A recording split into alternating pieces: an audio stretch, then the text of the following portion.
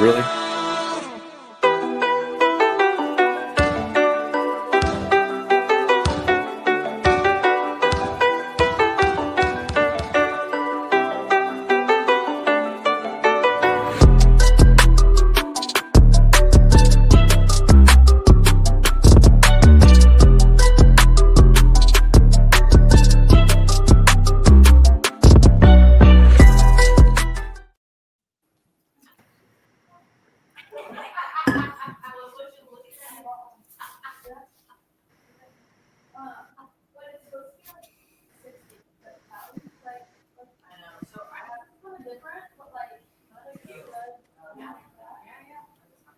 Hello, welcome tonight to the Friday Night Recap. Mark Rogers, Adam Dieselhorse, and Lynn Shackelford with you. And it's just a cap right now because we're not recapping anything. We got a lot of games going on and a lot of pretty good games going on across the state. Lynn, sorry you're with us tonight, but we're glad you're here. Happy to be here. Let's just start off a little bit in what's going on so far tonight in some of the SKORDLE games that we've been watching. A really good one going on in Tonkawa. We thought this one would be a close game tonight between Minko and Tonkawa. The Bulldogs jumped out to a lead, but Tonkawa's really got their grand game going behind Lucas Keith in the second half and has taken the lead there by 6. Yeah, that's been a good one. I've been watching it and the Fairview game and then kind of flipping around on my iPad between anything else I can come across. But no, it looked like early on Minko had the game where they wanted it, and then late in the first half, and then pretty much all in the second half so far. It's been pretty much all Bucks so far. They got a great crowd up there tonight. Looks like an awesome environment. Coach Wood's up there tonight. His dad's is a pseudo Tonkawa alumni. I think he went there until he was like a sophomore and then moved to Guthrie, but he's still got some Buck blood flowing through his veins. So they went up there tonight. He said the atmosphere is pretty cool. Yeah, cowbells I think are pretty loud. You can hear those coming through. Let's score again. This Fairview Pecola game is also pretty interesting. Pecola led 19-0 at half. Fairview's trying to come back. Big pick 6 in that game for Pecola, who had to make the long bus ride to Fairview. First time these two teams have ever played. Yeah, Fairview's kind of found their footing a little bit on defense. I don't think Pecola scored since the first quarter. Yard line. They just can't seem to quite get it going on offense yet. But they've had some drives here in the second half. They scored on their first one, got down to inside the probably 30 on the last one, and I think this is their third drive of the second half. So they've kind of shifted the momentum a little bit. They just can't seem to quite get their footing. And hats off to Pecola. They're really good. They got some athletes. They can fly around. They've played really well, especially on defense. I think they're missing Braden Hardwick, who's one of their outstanding players who was hurt, headed for Northeastern Oklahoma State. Fairview's pinned back here and has got a long way to go. That's one thing that the Jackets do well there is throw the ball outside the hash. Yeah, Pecola's done a really good job of kind of keeping everything in front of them, not giving up any big plays, making Fairview really have to earn it. And the possessions are probably dwindling a little bit. I mean, if you're Coach Bernard, you're probably thinking, you got, if you're lucky, 3 more possessions. So they become really important. It'll be kind of interesting to see what his thought process is here if he gets into a 4th down situation. Anything off the top of the show that is taking you a little bit by surprise? I know that after big win 2 weeks ago up there in the 5A bracket, Newcastle was on the road, was shutting out Pryor. Did anybody see the O'Keene score? Yeah, O'Keene was up 50-0 in the second quarter. 60 to rip at halftime. They're probably halfway back to. There's a good ball. No. Now, there's been some good ones. The Pawhuska Wynnewood game is pretty good. Adair Holdenville is a war. Broken Arrow's kind of imposing their will on Mustang. I don't think Broken Arrow had a passing yard in the first half, and we're up 14-7 or 16-7, something like that. Their defense Yes. played really well. I think 17-7 right there now. So it looks like all of the Tulsa teams are going to be in pretty good shape to go ahead and advance. Shaq, I haven't been pretty interesting semifinals next week. I haven't been watching the Fairview game much. Has Fairview been able to get the Houck kid going, running the ball much? No, not really. I mean, Pecola's done a really good job. They've done a lot better job in the second half of moving the quarterback around, getting Nightingale on the edge and letting him kind of throw or run. Their opening drive of the first half was really good. They just got right down the board, but second drive was good too. They just kind of stalled out. They've always done a really good job on first down, putting Fairview behind the chains, getting them into third and longs, which are hard to convert. I don't care what level you play, but Fairview's had some momentum here in the second half. If they can get this drive together and go score, it'll get pretty interesting in Jackson country. It seems like Pecola also has been playing a lot of man-to-man defense on the outsides, which has allowed them to do a lot better job of stopping the run. Yeah, and they've got their quarterback, I think, is their safety too. He sits back there about 15 yards and kind of roams sideline to sideline.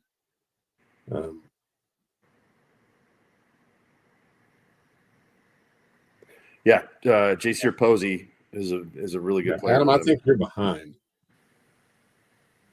Oh, am I? Yeah. You're in the third quarter. There's 12 minutes left in the fourth. Well, good thing you let me know that. How about I do this? Yeah, there you go. Sometimes the technology dominates you, yeah. Shaq. Tonkwall's up 36-22 now. They've kind of taken control of this one. Kingfisher, I hope they enjoyed the live band before the game. Oh, deep ball, just incomplete. Yeah, that's a 29 unanswered by the Bucks. Yeah, Tonkwall is really good. I watched a little bit of the Rejoice Hooker game earlier, and I mean, the two kids that Rejoice have that nobody else has kind of made the big difference up there. Pawhuska, Winningwood, they're in a war. I think it's 22-20. Last time I checked, I tried to watch it earlier, but kept going back and forth between just the radio broadcast and the live stream. They need SKORDLE. They do. They had a radio broadcast down there? Well, it's like the radio station does it, but when I clicked over, it was just the radio guys, and then I clicked away, and then the video came back on. But then when I went back to it, I couldn't figure it out. And I mean, there's also a better than average chance I was getting dominated by the technology. The one of the things I saw here, Mark, that's interesting, Fairland up on Mangum. Fairland's good. I saw Fairland this summer at the SKORDLE 7-on-7 deal at OSU, the Cowboy Clash. They've got some pretty good kids. Quarterback's really good. They got good skill kids. I mean, he thought they had a chance to be pretty good this year. Yeah, that'd be a big win in that class, which seems to me to be pretty wide open. We got some good games going on at 6A2. Mustang on top of Putnam City by 6, or excuse me, Muskogee on top of Putnam City by 6, 20-14. And Choctaw only up 8 at Sapulpa, 29-21. Yeah, Fairview's about to be in 4th and 10 again. I still think you're behind. Del City making a comeback. They trailed Lawton Mac 28-21. They're now up 35-21. How about Perkins repping the public schools? Going to Cassia? Hall, 21-14. I saw that Cassia had not been past this round since 2016. But credit to them, 39 straight years in the playoffs. They were in our district in Blackwell the last time they didn't make it, which would have been in 1985 or 1986, I believe. So that's a heck of a run. OCS Metro, is that a surprise? Yeah, I think so. And it's still got a little ways to go there, but OCS having a great season, but Metro undefeated this year. That would be a really good win for them. We saw OCS earlier on the year. Tom and I had them at Chisholm. I was really impressed by them. Good quarterback, obviously great skill kids. The thing that I was impressed with them on was their physicality defensively. They were good in the linebacker, safety, kind of a little smallish up front on both sides, but really athletic. And I was really impressed with them when we had them earlier on in the year. Yeah, no, they're good. They came to our team camp this summer. I mean, it's almost like they just clone them at OCS. They're always 6'1", 185, 195, just everywhere. Coach Riff does a great job. Those kids, they play really hard for him. Fairview's on the move. Little RPO. Punch one in here, and it's going to get interesting. The Jacket play-by-play guys were for certain that the kid stepped out on the pick six. So if they don't end up coming back and winning, we could have some, have a lot to talk about at the coffee shop in the morning. That was some X-ray vision from up in the box. Yes. To see I mean, they were on it. I mean, they said it was plain as day. Couldn't understand how the line judge 2 feet away missed it. Well, I envy them because it's hard for me to see the field sometimes. So that's impressive. No, they were all over it. I think most of our other live stream games seem to be this probably seems to be the closest one, I think, because all the B games, there's a touchdown for Fairview, looks like, or he's right there. Our teams, our Class B teams in our network rolled tonight. Obviously in B1, Pond Creek's all over Yale. Dewar all over Waurika. That Hollis Quinton game's a decent game, but then Laverne, they're up 42-0. And then B2, it was like Shaq and like you guys were mentioning earlier on. Waurika wins big over Wacomas. Cherokee, that score, it doesn't surprise me that Cherokee's winning, but Cherokee 30-14, that surprises me a little bit. And then you got Sealing winning 50-0 and O'Keene winning 60-0. And have a lot of Northwest Oklahoma flavor in the semifinals. Yeah, it looks like it'll be, if things hold up, it'll be Cherokee, Sealing, and then O'Keene, Waurika. We might get the O'Keene, Waurika game. Ooh, that would be a sweet game. Mark, we may have to call that one. It'll be 11-1 and 12-0.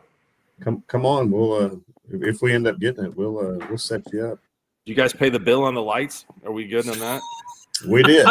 We got allegedly we got a new transformer that can deal with more wattage. I don't know. I mean,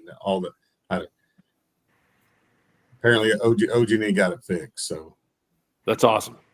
Maybe they'll cut us a break. It'll be like a 1:30 game. Yeah, then hopefully we won't have the lights. Have to have the lights for that one. Yeah. I don't know if you guys have ever mentioned this, talked about this, but the Talihina deal is pretty incredible. They were about to drop football 3 years ago. Seriously considering going 8-man. I mean, they didn't have any players. They played a JV schedule. When these kids that are seniors right now, when they were freshmen, they played a JV schedule just to be able to play football because they didn't have numbers. They went to the finals last year, getting ready to go to the semifinals this year, and probably the odds-on favorite to win A2. I mean, it's pretty incredible what Coach Gravitt's been able to do down there. I don't know if you guys have ever been to Talihina, but there's not a lot there besides sports, and I'm sure it's rallied the community, and it's a pretty cool deal. I'm happy for him. I love Kelly. He's a great guy, great friend of mine. But to see what he's been able to do over the last couple of years is pretty impressive. Yeah, that's true. They had some kids that transferred to McAllister just to be able to play football when they weren't playing, and so. Yeah, that was really an underclass dominated team last year in the state championship game against Woodland. And so I really like their quarterback. You would expect them to come back this year and have a pretty good season, which they have. Yep. Mark, you want to run through some scores? Oh, I would love to do that. We got some good games going on right now. Class 5A, we've got Dell City 42, Lawton Mac 42. So hope you guys had the over in that one. Elsewhere in there, it's not very competitive. Carl Albert all over McAllister, 55 zip. Newcastle surprising Pryor 27-10. Pryor was 0 for 8 previously in games in which they were trying to advance from the quarterfinals to the semifinals, and it looks like that this one may not have been their lucky charm. McGinnis is playing good football. Second week in a row on the road. They knock off Claremore 42-7. Class 4A, big night for Graydon Howe at Broken Bow. Had a long run to begin that game. Weatherford had a trick play to get back in it at 21-14, but since then, Broken Bow has ran off 22 straight points. So looks like next week we will have Broken Bow and Tuttle at a neutral site somewhere in southeast Oklahoma. Elgin all over 8 at 42-10, and then a wild one going on in Cushing right now. Remember last year, Ada and Cushing played a game. It was 51-50, the old Van Halen game. Cushing is up 42-38 right now on Ardmore. That one in the fourth quarter. So a lot of points being scored. There are two teams that can really score. Holland Hall was giving Sulphur a pretty good game early on, but the Bulldogs have pulled away over the Dutch there, 56-21. Perkins leads Cascia 28-21. Good ball game going on in Tulsa right now. Heritage Hall and Lincoln Christian on a collision course. The Chargers win 49-17 over the Longhorns of Magnolia, and Bulldogs of Lincoln Christian knock off Kingfisher 55-0. 2A1, another good game here.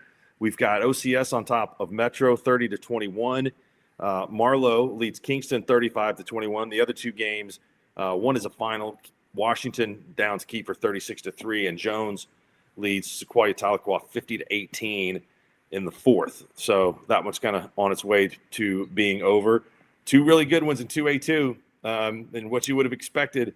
Salina and Davis. It is 20-12. The Wolves on top of the Wildcats. Also, Adair leads Holdenville 20-14. And those games absolutely could be state final games.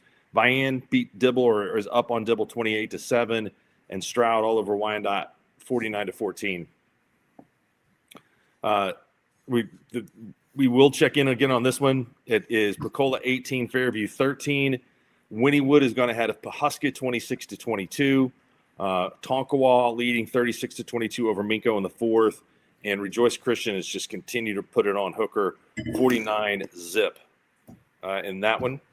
A Division II, Fairland 24, Mangum 21 in the fourth. Allen 21, Southwest Covenant 19 in the fourth. Hominy is up on Thomas 30-14, and Tallahassee, as we mentioned, 40-7 over Healton. Healton had the Bulldogs there had a really good season this year. Surprise to me in this game, Quinton has given Hollis all they want in Class B1. That's a long road trip for the Savages out there to southwest Oklahoma, but this 20-14 in the fourth. Dewar hammered Waurika 48-0. Pond Creek beats Yale 44-12, and Laverne, huge win for Laverne, big over Caddo, who came in with only one loss. They win that 48-0. And then B2, the only competitive game, you mentioned we had three scores, winners by a combined 160-0, and Cherokee leads Surreal 30-14 late in the third quarter. Timberlake beats Maud 70-22. Too bad for Timberlake, suffering a really bad injury last week with Maverick Judd going out with a knee injury, so they won't have him for the rest of the year. That's a huge loss. Tipton goes on the road. They're handling Sasakwa 36-6. Ryan 54, Oaks 20, and then Medford on top of Mountain View Godibo 28-12. We'll hit the Class 6A scores here real fast. Jinx, Broken Arrow, Bixby, Owasso, all going to advance to play each other. 6A2, we have some good ones going on. Choctaw extended their lead over Sepulpa 36-21. Sand Springs all over Piedmont 35-6. Stillwater trailing this game 9-7. And since then, the Pioneers have scored 27 in a row. They lead at 34-9 over Southmore, and Muskogee and Putnam City, 1 point game. 21-20. That one in the fourth.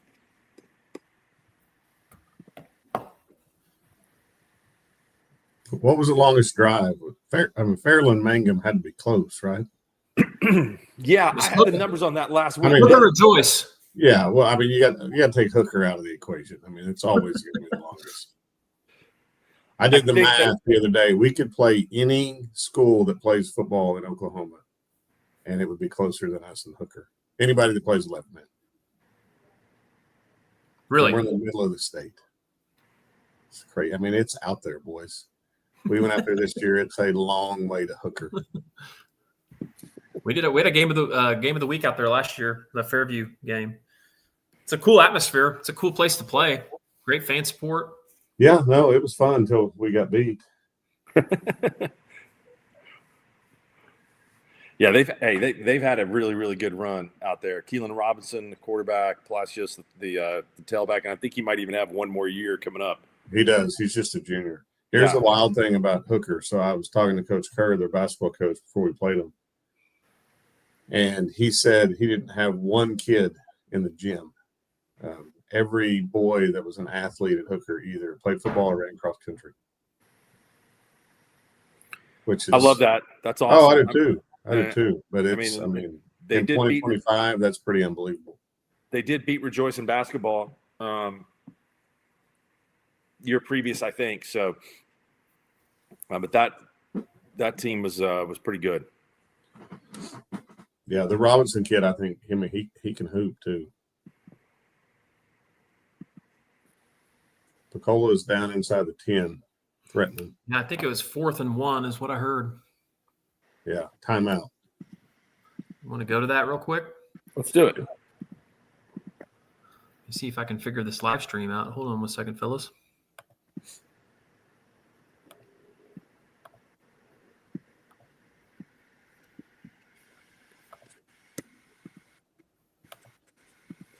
Picola started out the game in this set right here that I haven't seen. I don't think Fairview had seen either. And Fairview had a hard time earlier kind of adjusting and lining up to it. Let's see if they kind of made some adjustments at halftime. Ooh, he got it. I don't know. I think he got it. Fairview doesn't think he did. The guys in the orange are celebrating.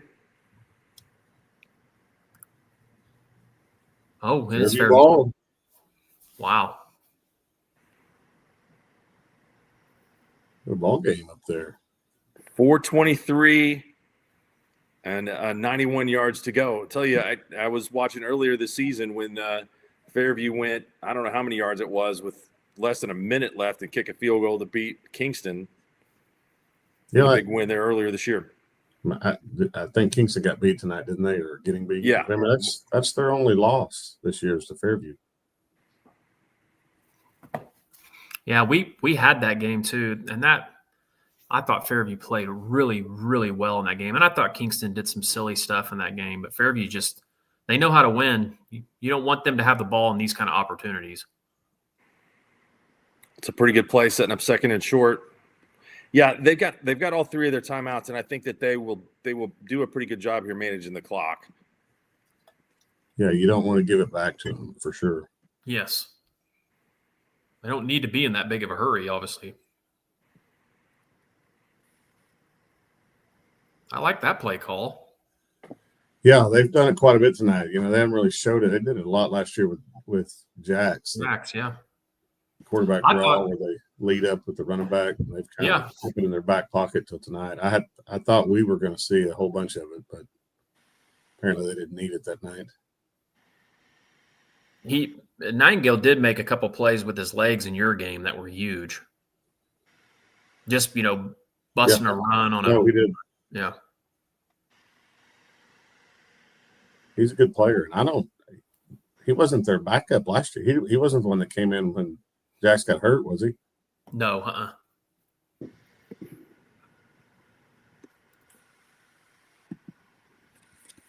They'll be a problem in A next year. I mean, they're all juniors.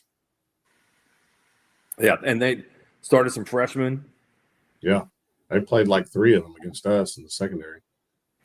And you guys expect to be up in 2A? I think so. Our ADM's like 227.8.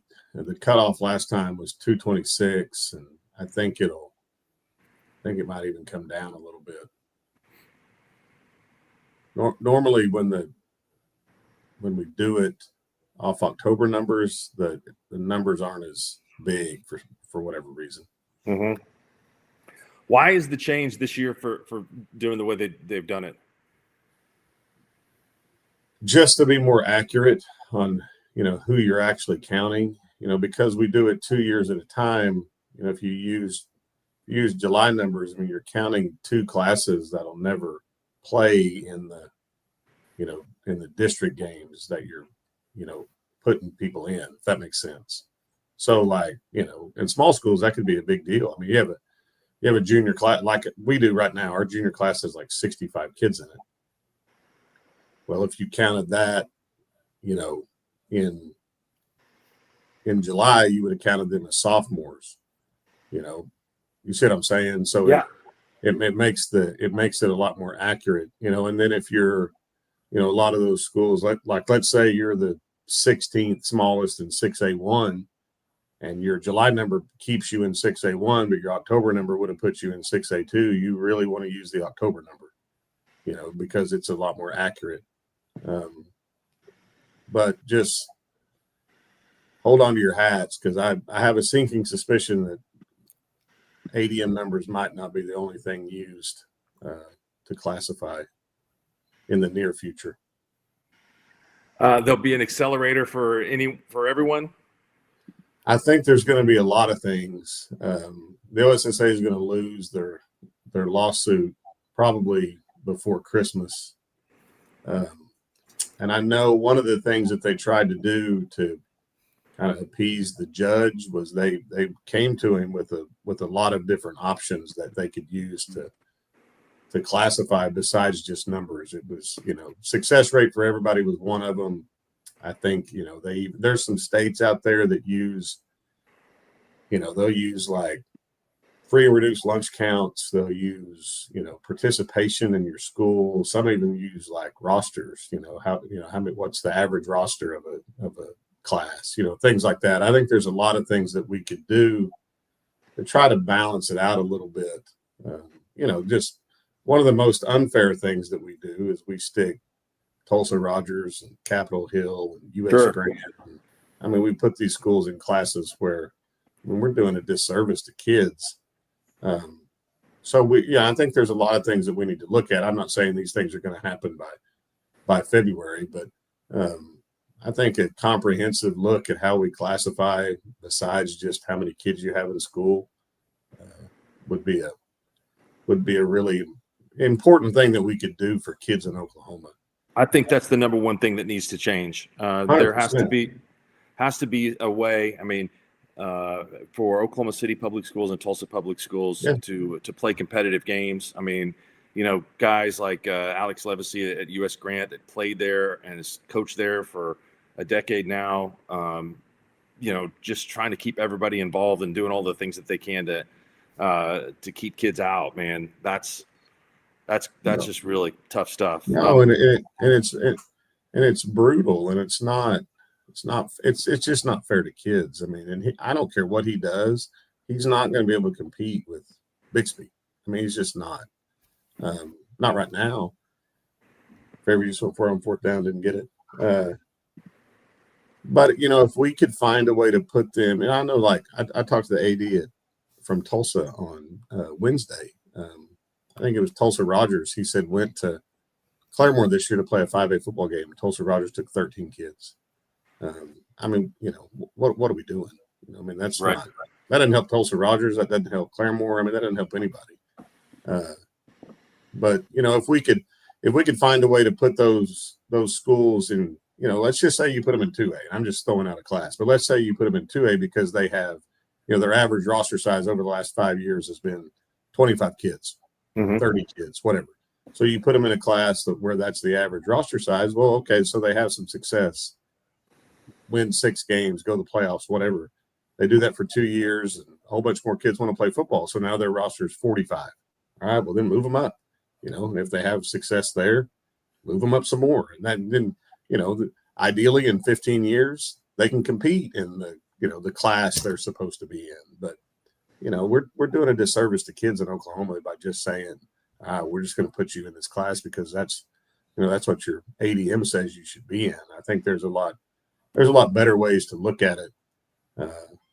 But, we're going to have to get away from, how does this affect me at school A, and stop looking at that, start looking at, what's best for kids in Oklahoma and how do we do this to make sure everybody's got a chance to build a program and have fun and let kids play football. And that should be what we're concerned about, not, this might bump somebody up or this might bump somebody down, and maybe somebody doesn't win a state championship now. I mean, we got to stop looking at it like that. Yeah, I'm 100% behind that.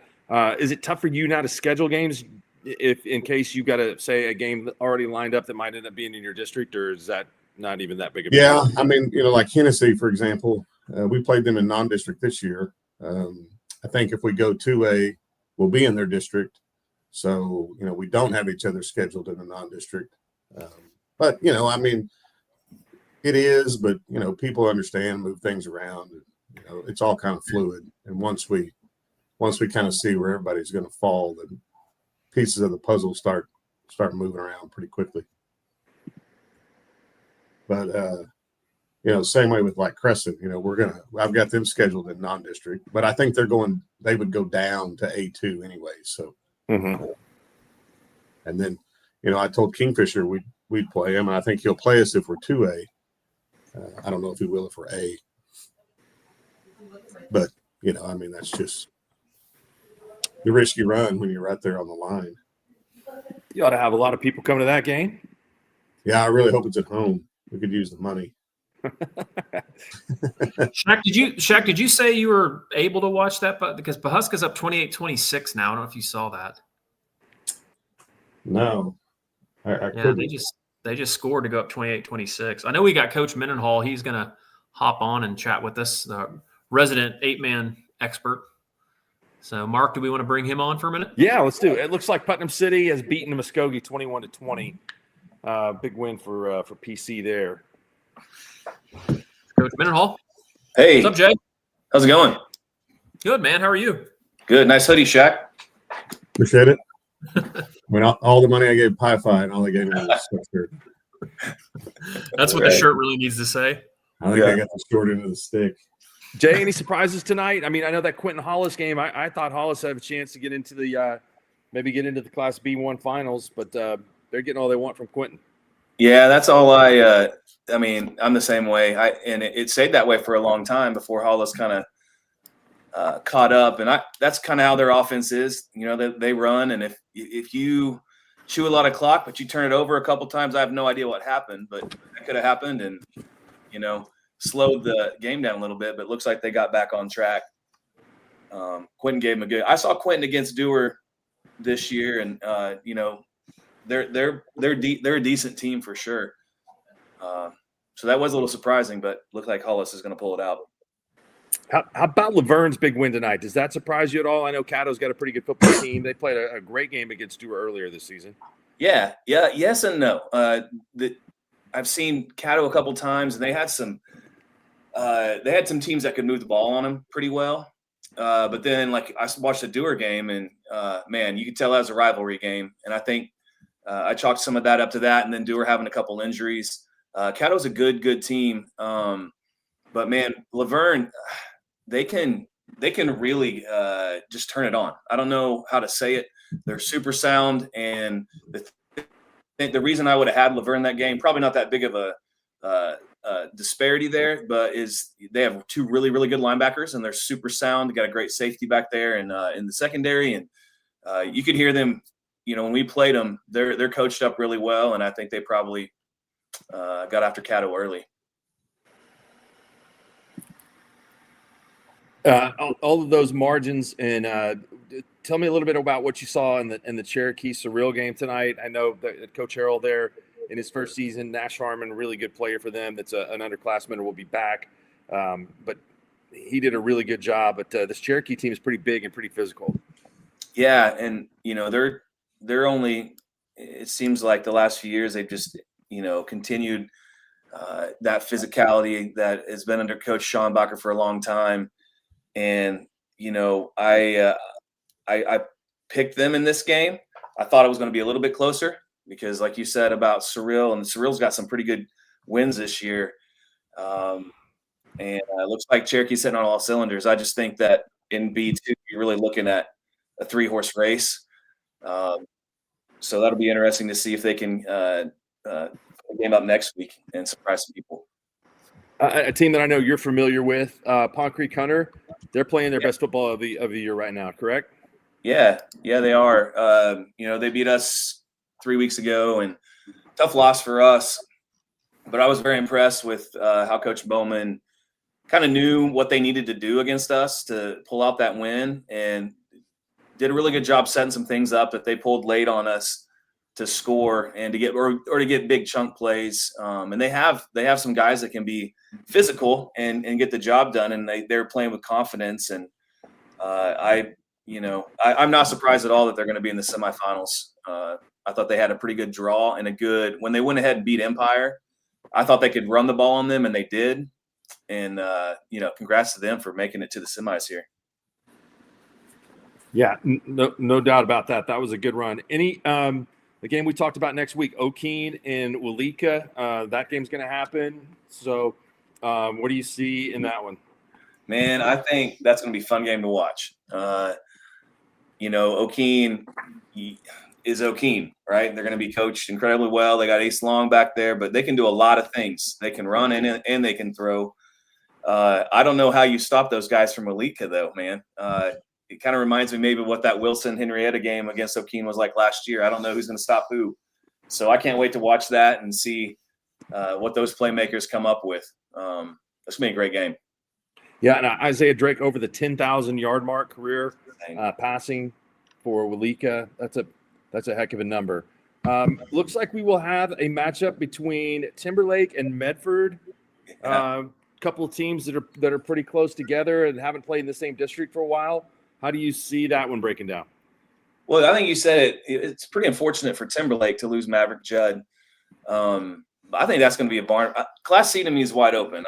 I'm probably picking Ryan, but I think any of those teams can beat anybody. Ryan and Tipton on the other side, looking like in the other semi and a rematch. And so you got Timberlake Medford. To me, I don't know. Is it going to be a big turnover?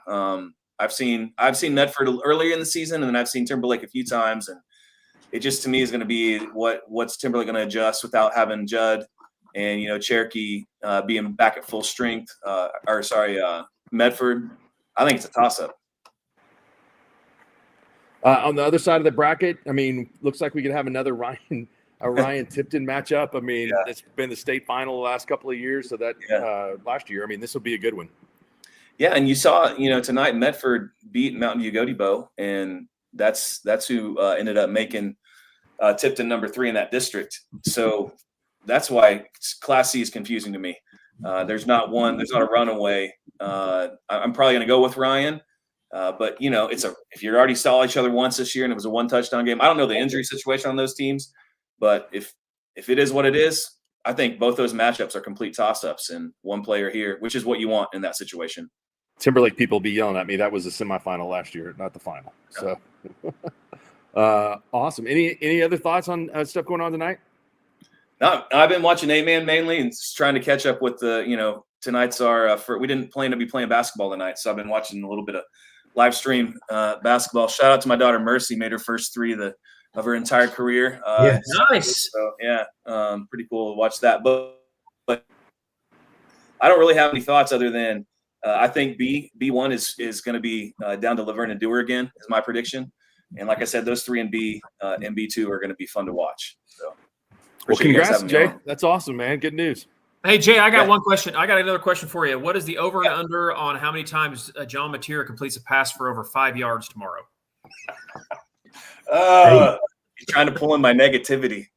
Okay, over under 5-yard completions. I'm saying 7. Yeah, that's fair. Yeah, man. Now, wait a minute. Does he have to throw it past 5 yards? No, completions. Just get more than 5 yards. We're focused on completions, Shaq. Okay.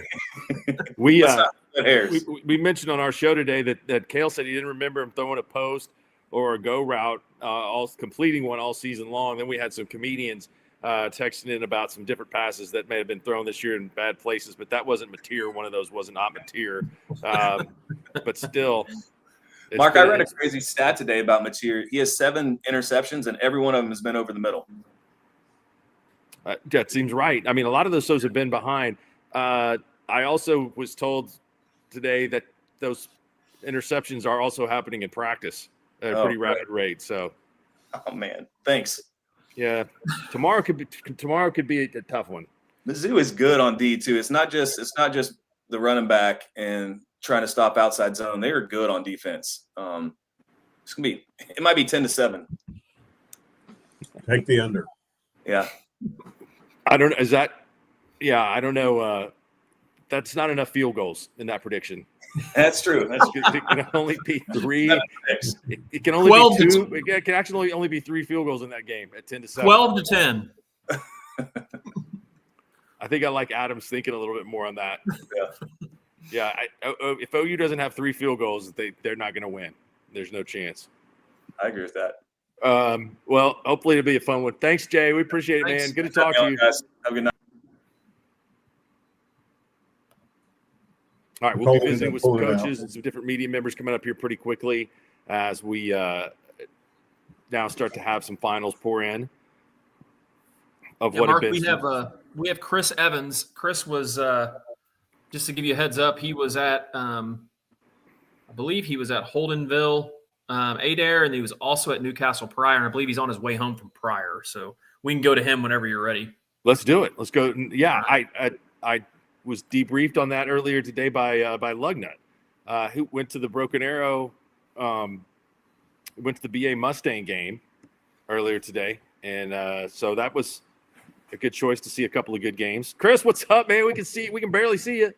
I know. I feel like I'm in the Bohemian Rhapsody video in the background like this. So leaving Pryor Creek, Oklahoma right now. Yes. I think it's Pryor Crack if you're from There you go. Well, hey, that game was one of the more surprising ones tonight. I mean, you got a district champ that's undefeated, that's had a lot of success on offense, and Newcastle goes up there and tell us what kind of defense they play tonight to keep them under wraps. Well, the big story in this one, guys, is Braden Ward went down with an ankle injury and got it taped up, went back in, couldn't finish it out. So they were without their 2,000-yard passing quarterback, had to bring in a wide receiver to play quarterback. And Newcastle, with Bradbury running behind those large humans, was a difference. But that story of that one, Braden Ward could not go the entire night, and Newcastle jumped up early. Pryor showed a little bit of some character in the second half, but just really not too much going for them offensively with Ward out. He's everything they go through. So tough night for the Pryor Tigers. Got to go through their facilities, brand new facility, and the parking lot. There were people parking on grass. It was quite the atmosphere in Pryor, as they will not go to the semifinals again. I think they're 0-9 in quarterfinal games. So tough luck for Pryor to lose their best quarterback, best player on the team. Big Mac, their big lineman as well, also went down with an injury. He was able to go back, but Newcastle with the running game they have and those huge offensive and defensive linemen, they're a good ball club. What happened in the Adair and Holdenville game? So that was interesting. So Holdenville, the flex bone, they have the ball. They get the ball to begin the ball game. They go 9 minutes and 38 seconds in the first quarter, get to the 3-yard line, have a penalty, back to the 8-yard line, don't score. McCord, great quarterback for Adair, goes 92 yards for their first score. And then Holdenville turns it over, and Adair goes up and eventually wins it 20-14. It's a great atmosphere. My first time ever to go to Adair in Pryor, and great people in both cities and great turnouts. It's great in those small schools with the lawn chairs everywhere. And man, they were stacked inside there. And Holdenville tried to make it a home game. They brought all the flags and all the artwork, but it was a good ball game. But McCord, a little too much for them. Abe Gomez, the Holdenville quarterback this year, threw 12 passes all year. Funny you should say that, Mark. I learned something tonight. They completed their first pass last week. I No don't know way. if that's true, but that's what they told me. That's what the Oldenville art teacher told me. Gomez I'm sorry, ran for 1,500 yards this year and 24 touchdowns, and I did notice that he'd thrown 12 passes. So that's a bad percentage. John Mateer would mock that passing percentage. So, Chris, thanks for checking in, man. We can't wait to work with you down the stretch, and we look forward to seeing you soon, man. Thanks for the update. I'm glad you had a good trip. Yeah, thank you, guys. Thanks, Chris. Safe. See you. All right, let's. We've got Brett Bogert with us. I don't believe he's ready yet. He's not in queue yet. I do have to interrupt real quick to show you my cousin Natalie from the St. Louis area brought me some St. Louis famous ooey gooey pie. This is really, I may have to save some for you, Mark, and check. This is phenomenal. That looks pretty good. I hope there's a lot more than that. We like desserts. Yeah, are you on a diet? What's going on? There's a pan of it right here. There's a pan right here. See? Nice. I have something that's not within arm's reach right now of the new Nerds. Have you seen the new Nerds, the ones that have the liquid filling in them? No, Tell me about them. They're a little bigger than just the regular gummy Nerds. It's not like it doesn't have the explosiveness of a Zot or some other candy potentially. So, but I still think that they're gummy Nerds. They're really good. It doesn't necessarily matter. Fair. I think we have Lugnut in queue. Let's bring him in. You want to bring Lugnut in? Let's bring him in. All right, bring him on. Here he is, the man, the myth, the legend. Hello, everybody. Lugnut's got a little better lighting than Chris, just a tad. You went to see Mustang in Broken Arrow tonight, right?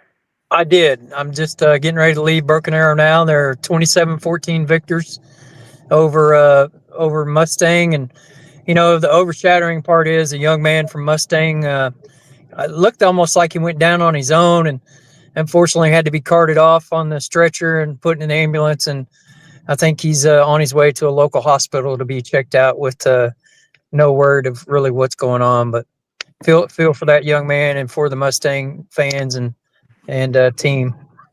It's kind of a downer there in the third quarter. Tell us about the game tonight. It was the first time these two teams played. Jaden O'Neal, Mustang's quarterback, didn't play, and it was a 21-14 final. This one was just about the same score here, 27-14. Yeah, O'Neal, he had a really tough time, Mark. That secondary for BA, they really did a good job of blanketing the receivers tonight. And O'Neal, man, that kid has got a arm. He's got a cannon that somebody's blessed him with on his right side. And he's real smooth, effortlessly throws the football. And he can, he can touch pass it, or he can try to get one in there. Their last score came on a fourth down slant play after a sack. And some of the Mustang credentialed people were saying that just hardly doesn't happen, that he gets sacked, but he's good. But the star of the game tonight was Samaj Stanford, the do everything running back for BA. That kid, 37 offers, and I was going down the list, and it's just a who's who that's already offered him just as a junior, and explosive, shifty, crafty, fast, anything that you can come up with adjectives wise for him, he does it, and returns kicks, and he's a do everything. And BA really had a ground and pound attack tonight against this Bixby team, and they didn't really have any answer to stop it. I saw on Twitter where BA didn't have a passing yard in the first half. They did not. Yeah. They did not. They threw it one time. Yeah, I watched a little bit of it, and it looked like it was a whole bunch of block down, kick out, stop us if you can. Yeah, they really did, and I was really surprised. There were some gaping holes up the middle, and Mustang had a tough time tackling tonight too, and that's a bad recipe for a team that's running the football. But it's just one of those that talked to Scott Wilkinson, the director of track up here. His brother Jay's the offensive coordinator, and he just said it's make us stop running the football. But I guess they'll see next week, huh? They get Bixby next week at 11-0, and the last two times those teams have played, The Spartans have outscored the Tigers 128-24. That was in 23 and 22. So I don't know. I think this game, I would think, will be closer. How about the Perkins game tonight? They win by 1. How about that? Public In schools 3A. Yeah, that'd have been a great game to see as well. Almost went to that one, but chose this one instead. But I tell you what, BA, they just really out physicaled Mustang tonight. They didn't have many answers for their physicality, but good ball game nonetheless. Yeah, Cassia hasn't made the semifinal since 2016, even though they had the better record of that game against the Demons tonight at 9-2. Barrett Mullen, the Cassia quarterback, finishes the all-time leading passer at the school, so they will take on Sulphur next week. Did Marlowe end up beating Kingston? Yeah, Marlowe won. Yeah, they said a friend of mine lives down there, and his kids go to school there at Kingston. Said their quarterback got hurt and was out for a couple series, and their best defender got hurt too and didn't make it back. So that's terrible. Hey, Mark, I just got to say that Phil Nichols is probably never welcome back to Pryor Creek. That was his lock for last week on their Pick'em show on the high school huddle. So he's probably in trouble with the Pryor folks. But he picked Pryor or he picked Newcastle? He picked Pryor. Yeah, he picked Pryor. Well, they can't be mad at him. They can't be mad at him for picking.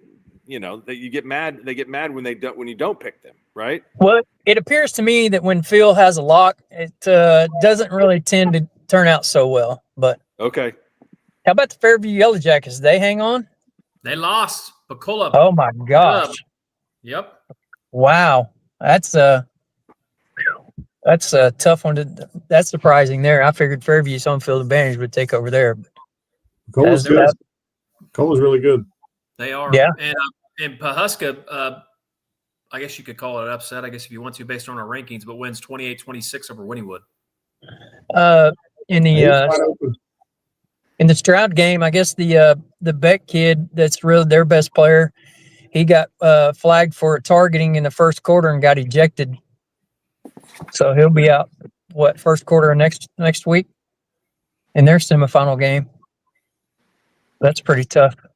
Jacob Beck last week, 240, 4 touchdowns in the game against Beggs. So that'll be a pretty good game next week. Adair and Stroud. Any idea where that neutral site may be? It'll be a West Side game, right? Since it's a West Side season number, right? Well, no, they have to play that one at Tulsa. Yeah, Stroud's considered an East Side too, I guess, right? They'll find somebody that's willing to do it. It doesn't have to be East or West. It is. That's only 6. I thought it was all classes. No, They're going to go whoever says we'll do it, because there's not a lot of people that will the day after Thanksgiving. I saw a list last year of teams that said they wouldn't do it in stadiums, and it was quite extensive. And it said Union and Claremore have already turned down the OSSA to host. So it'll be interesting to see what Mr. Gower has up his sleeve for that, for sure. So. Lugnut, thanks, man. Have a safe trip back. See you guys. Appreciate it. Lugnut. All right, let's go down to Class 2A tonight. Big win for Washington over Kiefer, 36-3. Brad Beller joins us. Brad, congratulations on the win. Thank you. I appreciate it. Tell us a little bit about the game. I know that I think they scored first, right? And then you guys came back with a 36 unanswered. Yeah, they hit a deep ball third. It was like 3rd and 14. They hit a 40-some yard shot over the top. We held them out. They kicked the field goal. And then we drove the ball really well on our ensuing drive. And I think we scored on the next 3 possessions in the first half. Didn't score on the possession right before the half, but I think we went in 20-3 at the half, and then played really, really well in the second half. 70 wins in the past 5 seasons. You guys are now 70-2 over the past 5 years. That's incredible. You have a really, a diverse attack. You've got a great 1-2 combo at running back. And of course, your quarterback can throw the ball all over the place. Have you ever had a combination of tailbacks that do different things like you do this year? It probably goes back to 2017 when we had Tyler Stever and Lance Spalding. Lance Spalding was a kid that was a sophomore. Tyler was the more experienced one, and we ended up using them both at the same time, very similar to what we're doing with Javen and Josiah. So, we're our offensive line's playing really well, RPOing it, a very efficient game by Creed Barrett passing the ball. And so when you have a 1-2 punch like that, the good thing about our kids, they don't care about stats. They just want to win and do well, and they celebrate each other's success. And so tonight was their turn to run the football. Creed had a great game, but those two guys behind that offensive line played really well. I think both of them went over the century mark for the game. Wow, that's awesome. Where's Case Alexander lining up most on defense? He is inside now. We moved him inside, getting ready for the Marlowe game, just because everyone was trying to get him into coverage and try to run away from him. And so we put him in the middle, and we haven't looked back. He had a great game, both sides of the ball, and he's just a dominant force. I mean, people try to run away from him, and it's probably better to run at him just because now you can get hats to him. But if you run away from him, it's hard for offensive linemen to get to a guy that's 6'3" that can run the quarter in 53 seconds. So he gets there in a hurry and with a bad attitude. We were there for the Marlowe game. I thought he came up and made a play in the hole that changed that entire game. They were having some success on you guys, and he hit their tailback, and one of the better hits I've seen all season long. And from there, you guys took over. Yeah, Hudson Morgan's a great running back too. I mean, I think he just signed this last week to go play baseball at OSU, and so he's a Division I athlete in his own right. And so for Case to make that play in the hole and stop a guy that's that big, strong, and powerful, it did change the momentum. I think it led our team to believe, hey, we can win this game and we can play with them. Shaq, you ever been to Libby's? No, I never have. What is wrong with you, man? I mean, I don't venture down, that direction all that often. I need to. I think you guys play down here in basketball this year. We do. I'll come down. If you're buying, I'm coming. Yes, sir. Yes, sir. Shaq would walk into Libby's and he wouldn't leave. It would be he would like it that much. There'll be plenty of other admin at the game. Hey, Brad, you did my old college roommate wrong tonight, but congratulations on the semifinals. Hey, so practice on Thanksgiving is a big deal in Oklahoma, right? So what's the tradition in Washington? What do you guys do? We're still going to go. I know we have the bye week, but we're still going to go on Thanksgiving morning. I think our parents and players would be upset if we didn't. So we're going to come in. It might be a little shorter of a practice, but we're going to have breakfast with the family after the practice like we always do. I think we have biscuits and gravy. And as soon as we get done, we come into the field house, and parents and uncles usually show up and make their coffee early, watch our practice, and then we eat together. That's great. That's good stuff, man. Yeah, and you guys, I mean, next week it looks like it's going to be. Did OCS hold on and beat Metro? They were up the last time I saw. Yeah, I think they did. Yeah, 30-27. 30-27. Have you guys played them in a while, Brad? I don't remember. It's been a while. We played them in 22 in the second round. Okay. And then before that, it had been a long time since I think Washington had played them. Good stuff. Well, congratulations again on another win. You guys now 11-1 on the season and going for the 4-peat. That's awesome. I hope we get a chance. All right. Thanks, Brad. Congrats, yes, Coach. Thank you, guys. Thank you. See ya. Man, for a 2A team, that's the way they can run and throw the ball. Is pretty difficult to beat. We to give you guys a heads up, we have a slew of guests coming. So just to maybe let the people out there know, we have Coach Bogert from Heritage Hall that will be joining us. We have Coach Harmon from Tonkawa, and I believe he's got some of his players with him. He's in the locker room again, so we're going to have him join. Then we also have Clint Ream and Matt Guffey. They call the Cherokee games. Okay. And so they're going to join us at some point in time too as well. And we are waiting on answers back from Matt Hennessy and Lauren Montgomery. So, and then about maybe hopping on. But I think we have Trenton Harmon ready if you want to go to him. Let's do it. Awesome. Here we go. What's up, guys? What's up, Trenton? How you doing, man? Hey, I've got middle linebacker Case Totfest and running back Lucas Keith with me. That's I watched, awesome. I watched a lot of your game dye tonight, your hair? man. Lucas had a heck of a game. He was running up and down the field. Lucas running up and down the field. Yeah. Thank you. That's just what I do. Yeah. Shaq, go ahead. We started off pretty rough, but then when we got into the locker room, we were talking about that togetherness, and we all just started working together, and it just took off from there. That's great. Speaking of togetherness, I mean, Coach Harmon, you couldn't dye your hair blonde? No, I made the deal with him. I'd buzz cut it. So I think there's two people. Reinert's hair looks like this anyways all the time, so it's okay. But yeah, buzzed it. I'm gonna have to buzz it again, I guess. Hey, congratulations! You guys played really well tonight. It was a little rough early, but kind of made some, as they, the proverbial halftime adjustment.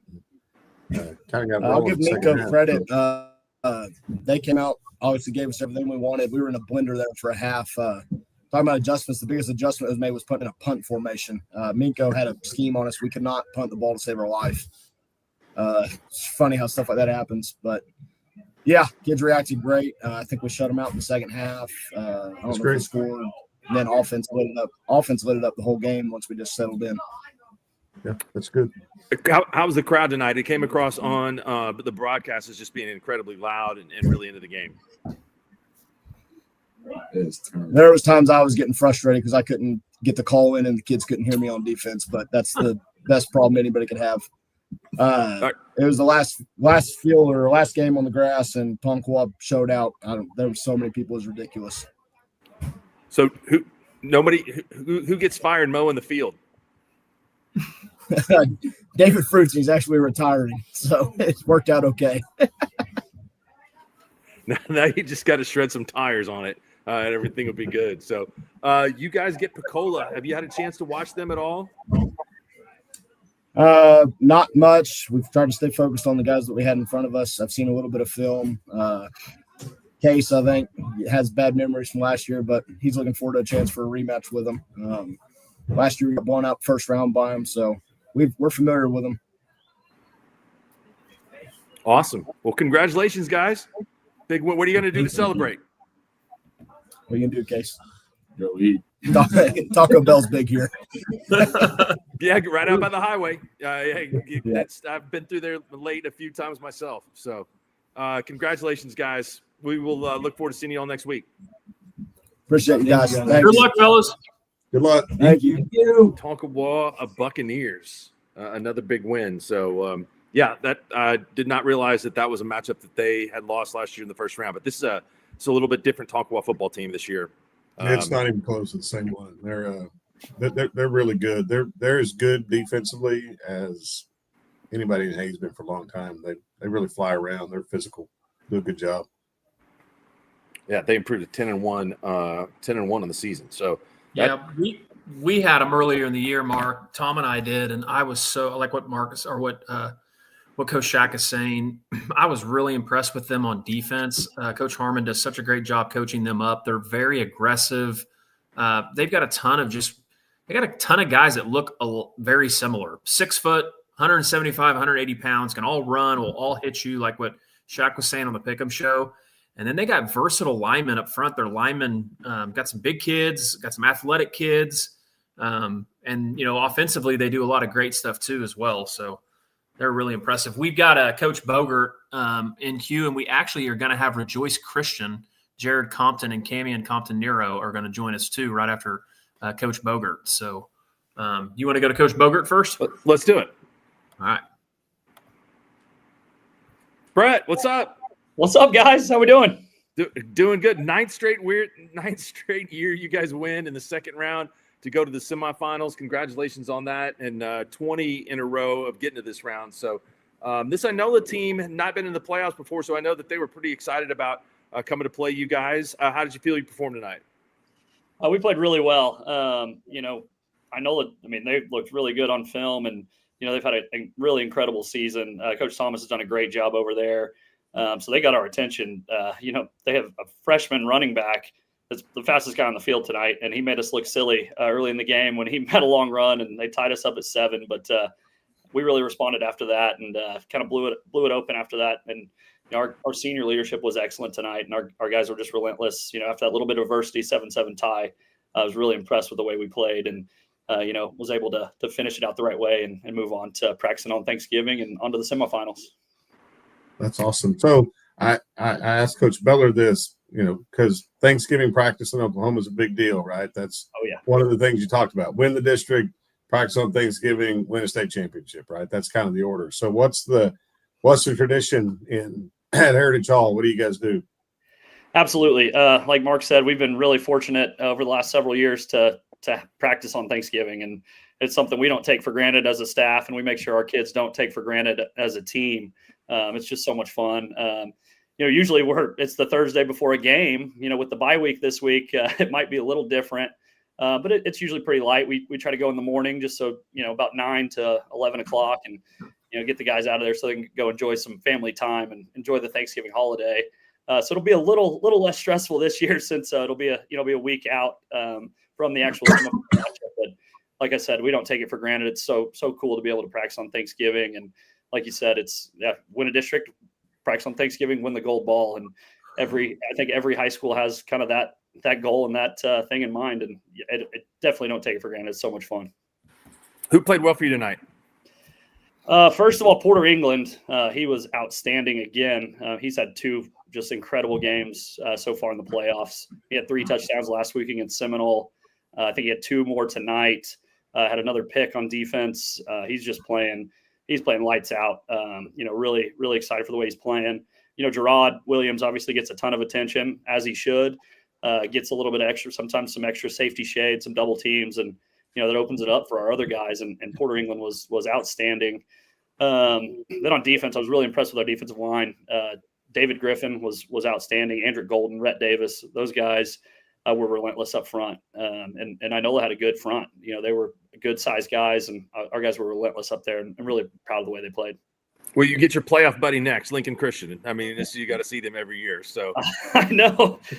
Yeah. I mean, it's awesome. Obviously they handled us pretty good in week 1. I think we're a lot different team nowadays than we were way back when, but we definitely have had it circled again, and we expected to get here, and here it is. And it's going to be a little awkward with this whole extra week, but with everything they do, Coach Comfort on defense, Coach Ricky on offense, they're so multiple, and I mean, they have about 800 formations.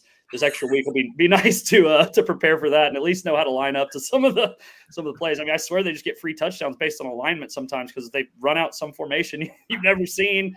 You don't know how to line up to it, and I mean, that's just credit to them and their staff and their players. But I think we're due. I think we're doing this one, so we're gonna have a great couple weeks of prep and see how the chips fall on December 5th. Awesome. Thanks, Brett. I appreciate it, man. Congratulations on all your success. Thank you, guys. Have a great weekend. Happy Thanksgiving. Yeah, you too. Appreciate it. You too.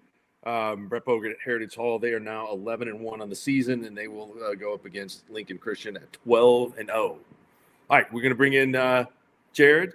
We're going to bring in, it looks like we have Jared and Camion, and I believe maybe Zizi as well. Ah, sweet. So let's see.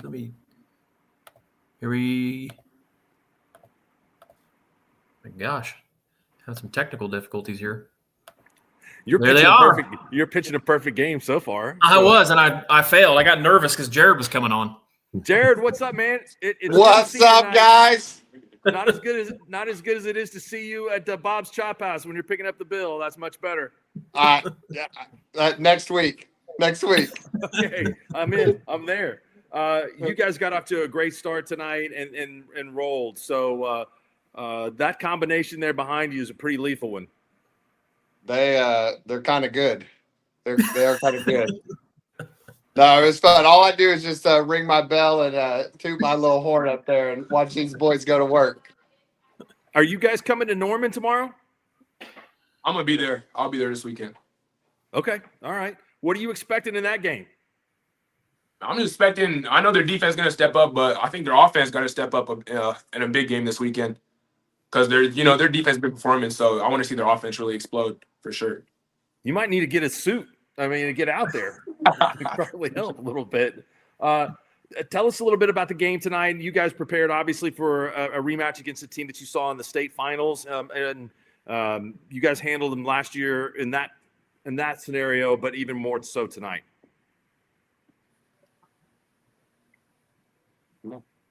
Don't make me talk. Okay. Go, bro.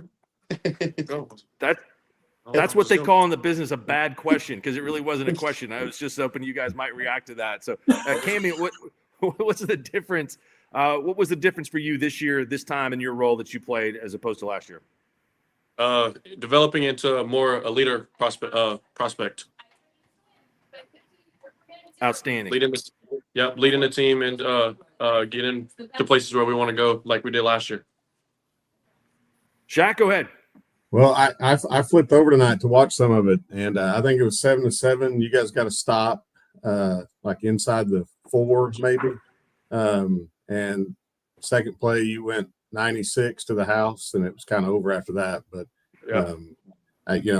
I say this all the time, and I'll tell you to your face. I mean, freaks matter in football, and you two guys are freaks for sure. So, soak it in, boys, for the next couple of weeks. And if I can give you any advice, it's take some time before these next 2 games when you're out there before the game starts, and just kind of let it soak in for a minute, because that's what high school football is supposed to be about. So make some memories and enjoy yourself, and good luck the rest of the year. You guys are going to have Pawhuska coming up. And last time y'all played them was in 2023, and they won 30-15. ZZ, do you remember anything from that game? Not much. I mean, I know they had a really good quarterback back then. I say their quarterback talent isn't as good now, but they're still really a tough team. I think they passed a lot more my freshman year than they do now, for sure. They do like to throw it all over the place, that's for sure. So, hey, you guys are coming down early tomorrow. We really appreciate you stopping by and spending some time with us tonight. So have a safe trip to Norman tomorrow. Maybe we'll run into you guys. Sure. Thanks, fellas. Good luck. Thank you. See you guys. Thanks, Jared. He's out. Okay, I believe we have Matt Hennessy with us. Is that correct? That's a perfect segue. I mean, look at this production by me. We got a little scouting report. Is Matt on the bus? Matt? No, I'm sitting out here behind this, behind our little locker room we had here. I mean, you guys left at like 9 o'clock this morning. It's gonna be like a 24-hour trip before you get back. Hey, this ride will be a lot better now than it would have been. 100%. Yeah, it's always better when you win. Yeah. Matt, we were trying to watch the game tonight on the stream, and it was kind of going in and out. I mean, it looked like it was a really good one. Tell us about what happened. It was. I mean, they've got a great football team. They're coached well. They got 60 players. We got 30. And, bottom line, I was just proud of our kids. Kept battling. We caught a couple breaks right there at the end. And it literally, like you said, it went back and forth the whole game. And right there at the end, we did it. And Van Wildcat said, "Give me the damn ball." And we did. And we ran the clock out.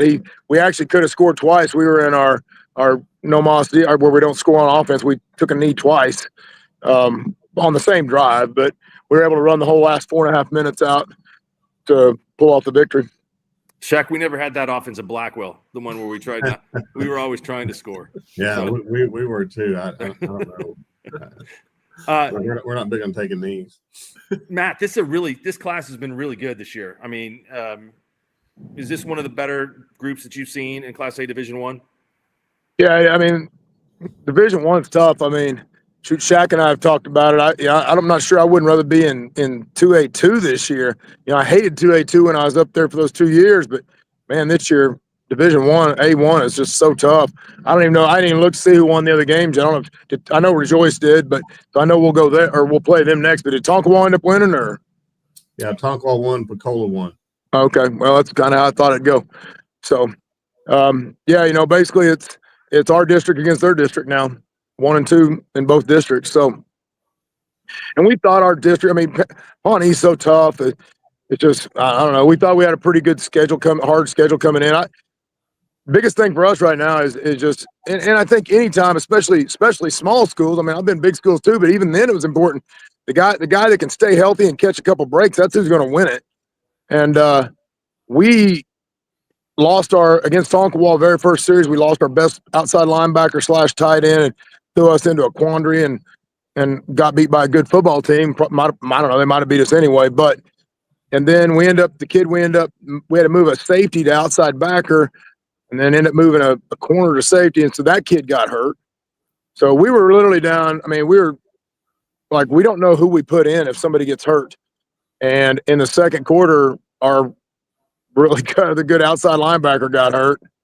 And we weren't real sure. We tried putting a backup inside linebacker, move Van Wildcat out. That was a damn bad decision. And they drove right down the field on us right the middle. And so we said, we can't do that. So we've got a freshman, Levi Hendren. We said, hey, you know what? And Hendren name's a big name here in Pawhuska. He's just a typical Hendren, tough kid. And said, get in there and just hopefully line up right at least. And hopefully they don't realize you're there. And everybody else stepped up, man. Jaden Henley had a huge game on defense. Van stepped up on offense, running the ball. And Jensen Snodgrass was big again. You know, we were able to you guys know what we do. I mean, we jumped in a bunch of swinging gate and different stuff in the middle of the field, and they're not quite as quick as Shaq. Shaq used to call timeout every time I'd do that, and they did call timeout once, and we said, well, we at least got them burn a timeout, but then we got them on it a couple times, and it was never scoring. We never scored on it, but it was enough for first down. But it was a heck of a football game, and I'm just super proud of these kids and these coaches, and they had a great crowd that drove all the way 4 hours down here, you know. So, and I got to give it to Winnie. If you've never played in Wynnewood, this is my first time. Holy moly, that stands is rocking, and there has to be everybody from Wynnewood had to be at the game. And but it was a great environment to play football, and that's why you do it. You love it when you're playing in November, and now we get 2 more weeks, I guess, because we got this bye week on Thanksgiving. But best of all, we get to practice on Thanksgiving Day. Yeah, you do. But Matt, you guys done a great job in Pawhuska and turning that thing around from what it was before you got there to what it is now. So soak it in this week, man. You got a week off, but enjoy it. You know, enjoy Thanksgiving. How many Yes, times sir. How many times the bus stop on the way back? I don't know. I'm riding my wife, so I don't know whatever they want to do, they can do. But it's got a bathroom on it, and as hard as these kids play, I bet you don't hear. I bet you they might be loud for about the first 15 minutes, and I bet they're all asleep because they played their tails off tonight. Probably so. Hey, Matt, if you guys need a good video streaming platform, I know one. Just so you know. So it must be ours has been really good all year, and must be the internet here. I'm joking. I hear you though. Hey, believe me, I've tried selling it before. It says power's about. You're gonna have to go higher than me.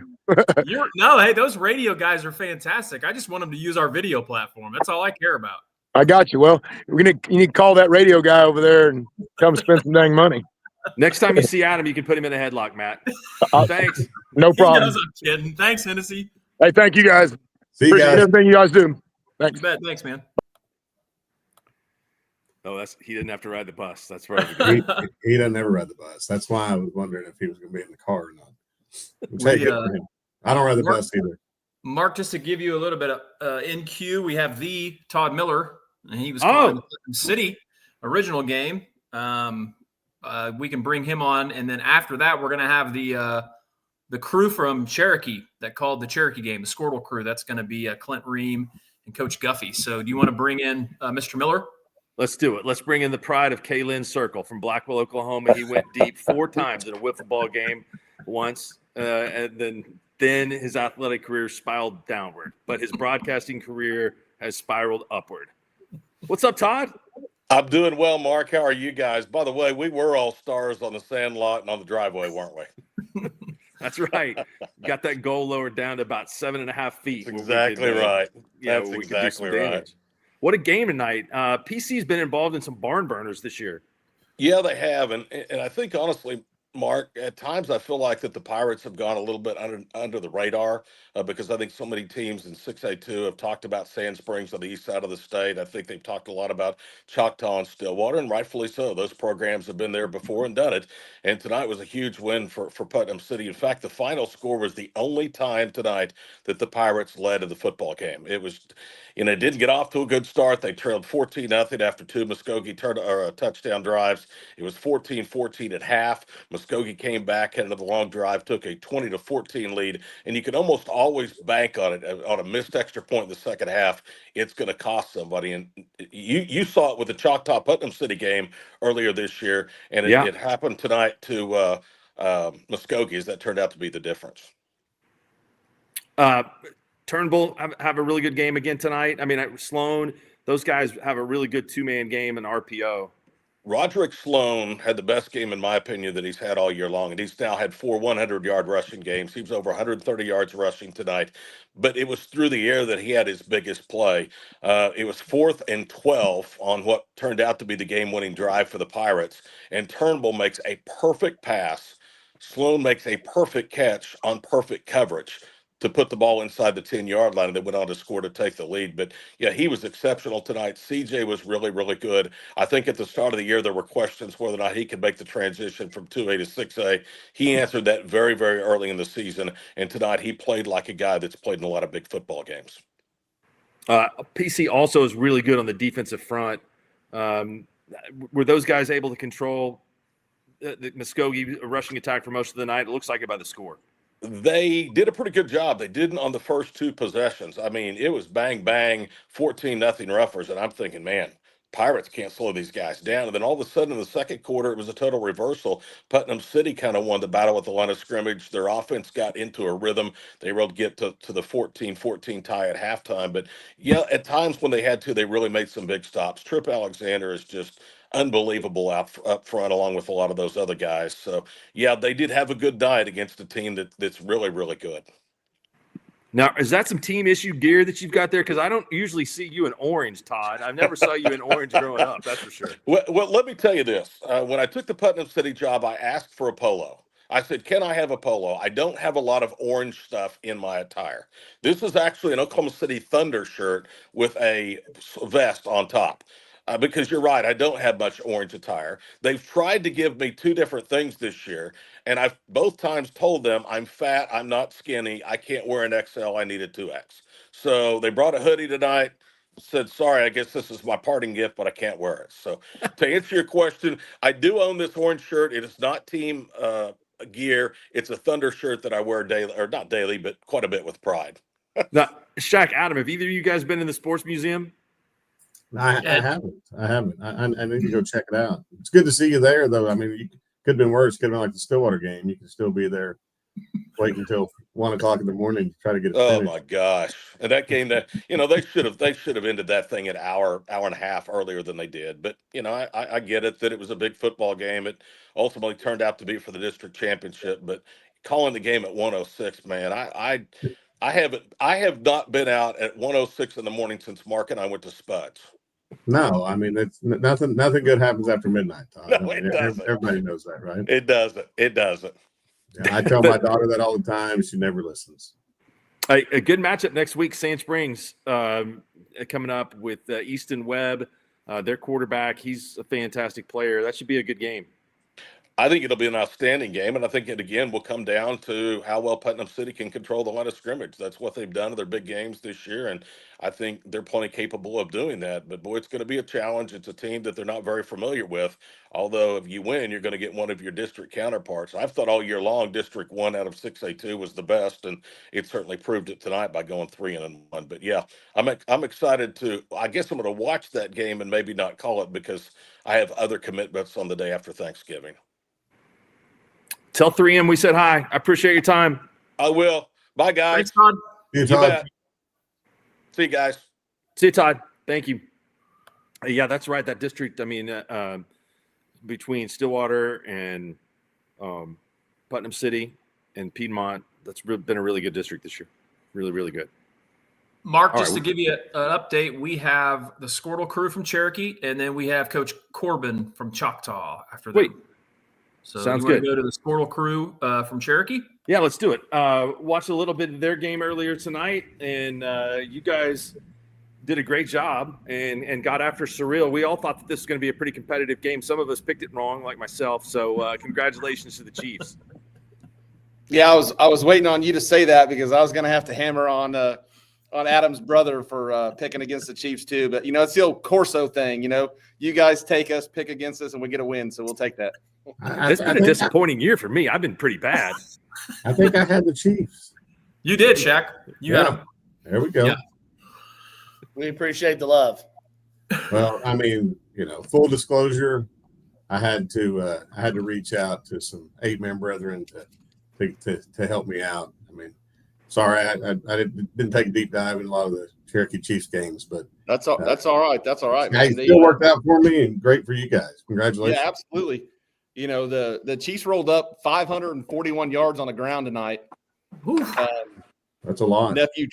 My nephew Trey Green had 264 on 21 carries, and Dawson Schombacher had 245 on 21. So we just ran it down their throat, man. That's a tough team. Surreal has some really good athletes, but we were solid all the way across tonight. That's great. How well has Dawson played this year? Dawson's played good. We've been more of we haven't had to throw the ball much this year. That was our 10th win in a row, and we've really just been running with Dawson and Trigg. So both of them running the ball well, doing good things, and a couple turnovers tonight, but we were able to not let it be too detrimental to us, and really got the momentum going back in the second half there, and put it on them. You guys referenced the big guys on the broadcast. I mean, how impressive and physical is that offensive line?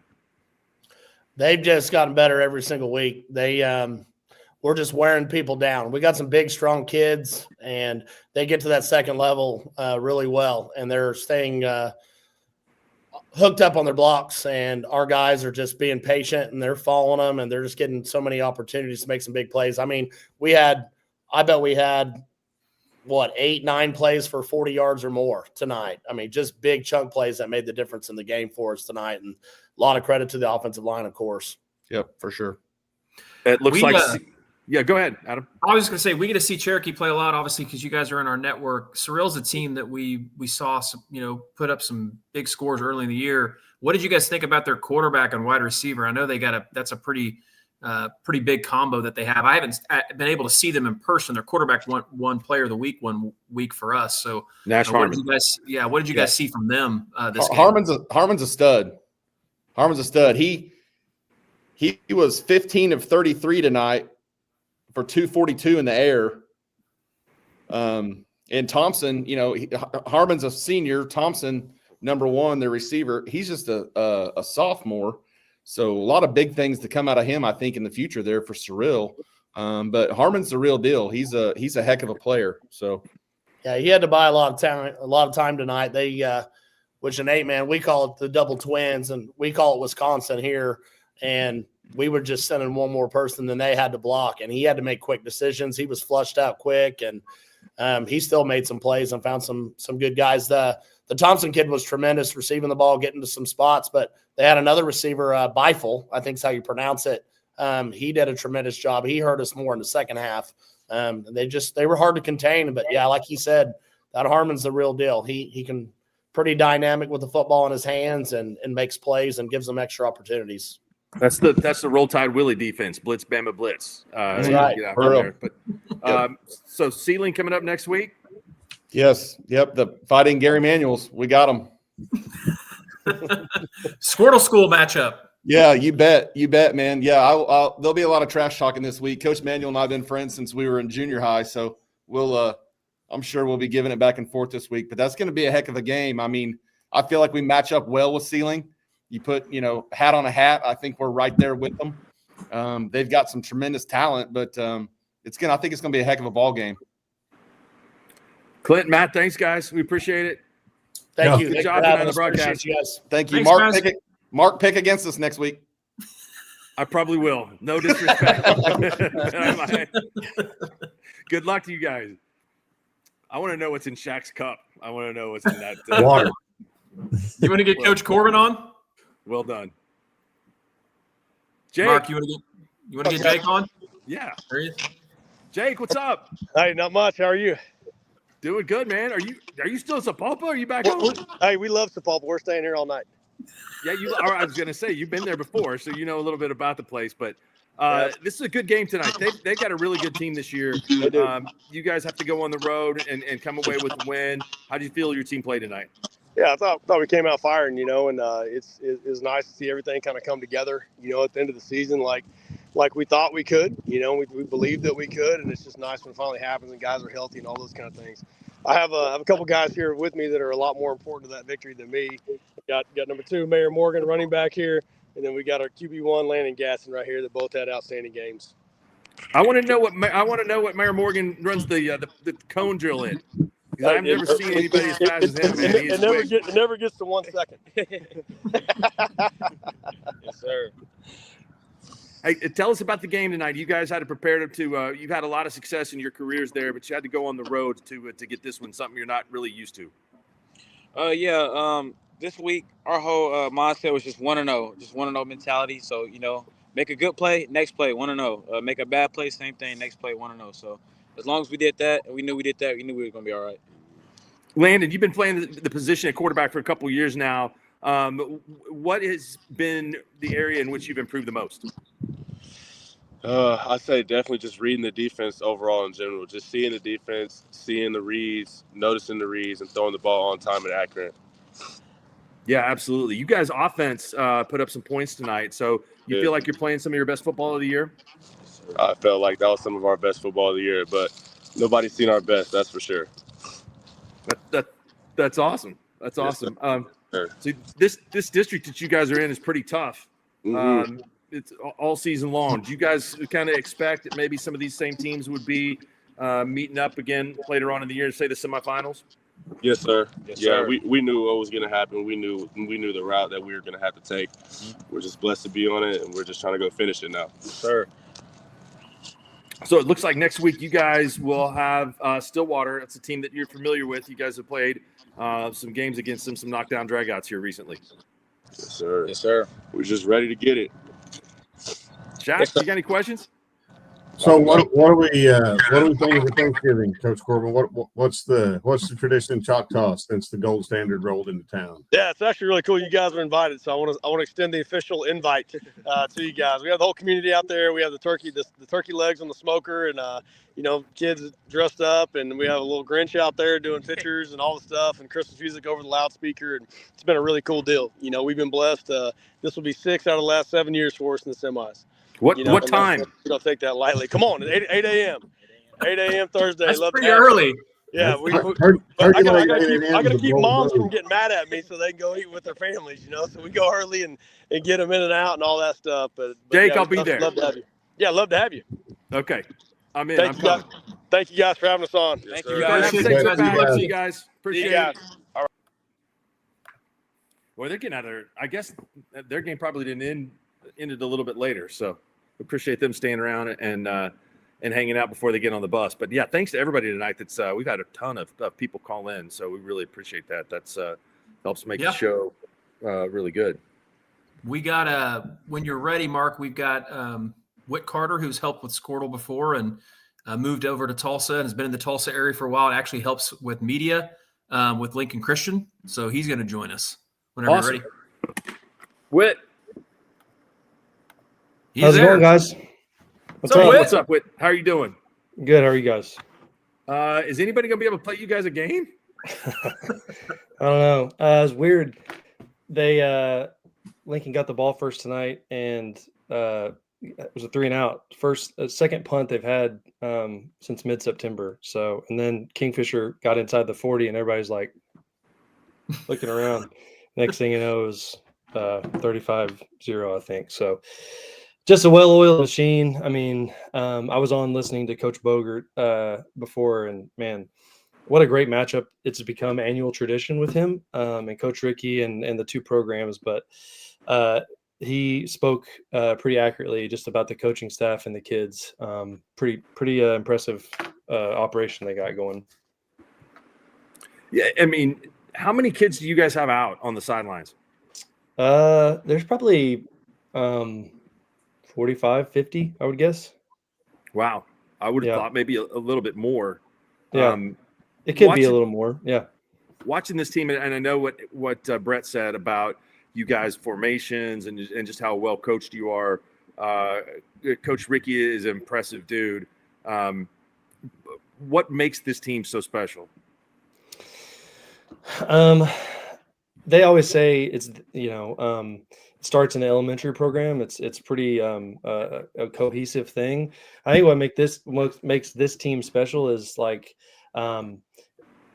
growing up through this streak, they've been able to play. The younger guys that are contributing now have been able to play the second half of every game for the last 3 years. They schedule up and play Bixby and Broken Arrow and Jinx and Owasso and JV. So these young guys coming up, they're just really talented, number one. But I think the depth piece has come around due to that, and the coaching is as good as it gets. These guys are great, well prepared, and the kids are super bought in. So I think it's a combination of all those things.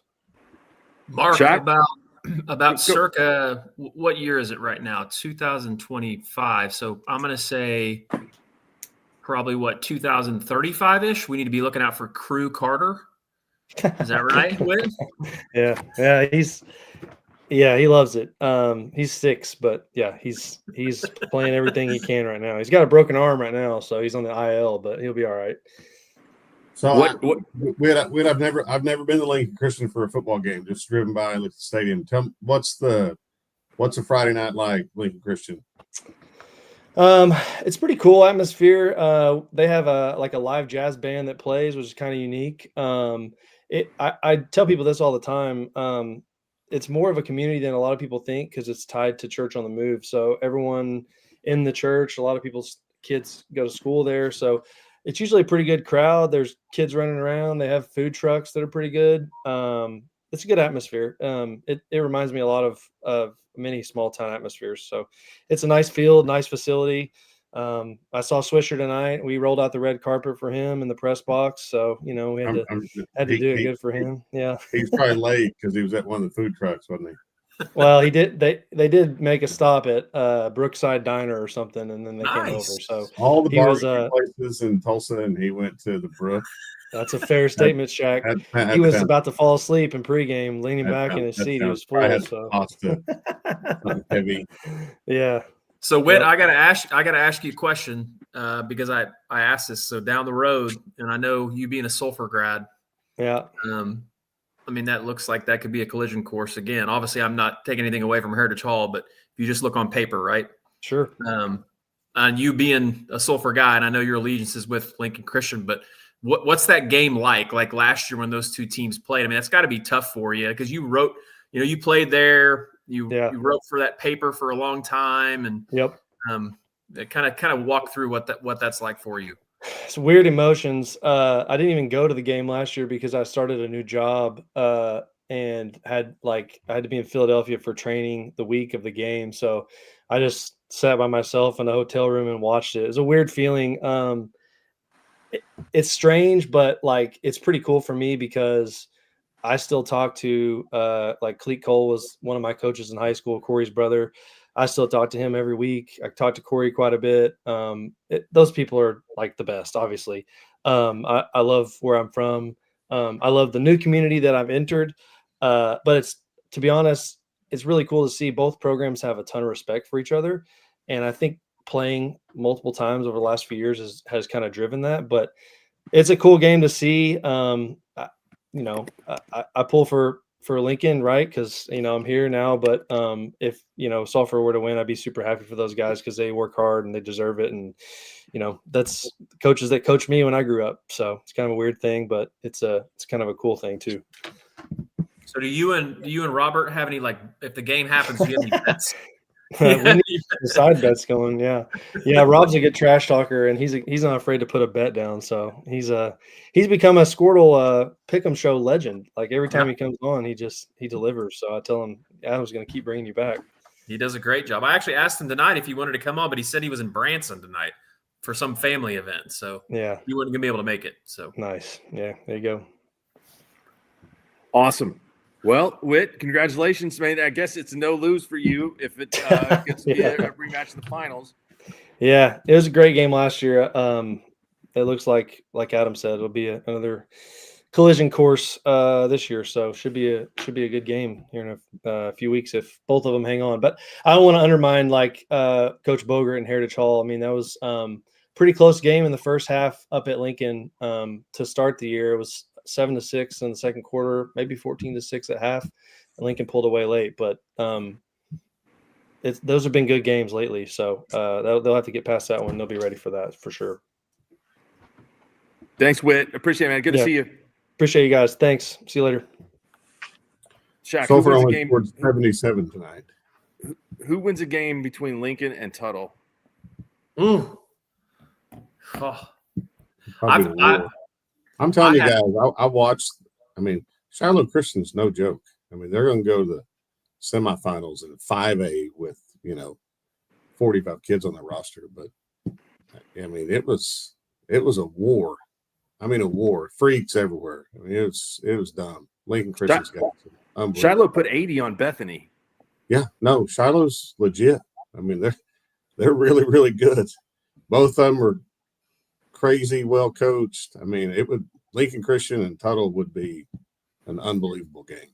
I'm telling you, Mark, that Tuttle has been we've seen a lot of really good teams this year. Obviously, they've been the most impressive team by classification that I've seen. When we had their game early this year against Guthrie, and I know Guthrie progressively got better throughout the year, but they just dismantled Guthrie. And Guthrie is a great program and a great team, and I was so impressed on both sides of the ball. They got a big line. They got a great quarterback. They have all the skill kids. They're coached really well. Their schemes are good.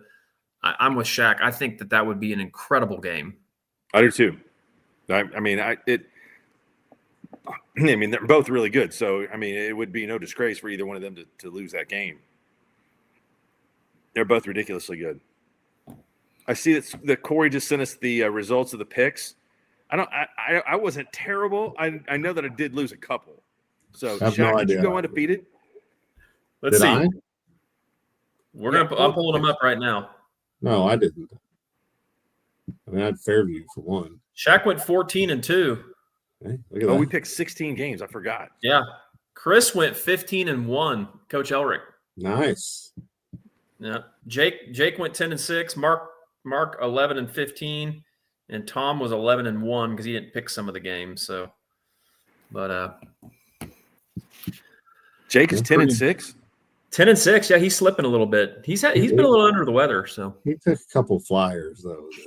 He did. He was just trying to get some clicks over to the new ND or whatever it is now. Yeah, what was that last concert he went to see? Oh man, I don't know. Who can keep up? I didn't hear him. Is he going to go? Is he interested in going to see Christopher Cross with me? I'll go with you. That sounds good. That'd be a good time. Shaq and I are in. Yeah, I'm in. Sounds good. Sounds good. And anyone else in queue, fellas? We don't. I think that's pretty good for the night. Don't you think so? Ran the gamut. I think we had a bunch of very good guests on tonight. I had a few others that I text, but sometimes, obviously, they've probably got other things going on, but have not heard back from any others. So I think we could probably run down the list and give the semifinal matchups. And I apologize, I do not know who has the bye weeks this year and who doesn't. I bet Shaq does. I know A does. I can tell you. Hang on.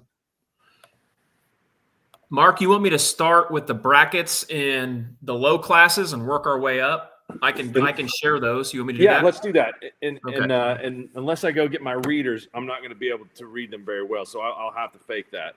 But I can do it. So, we can recap these for you. And go, we're going to start in C. Yes, sir. So a lot of definite Northwest Oklahoma flair with Timberlake 11-1 going up against Medford 10-2. I have to go back and look and see when the last time those two teams have played, but it's been at least a couple of years, I think.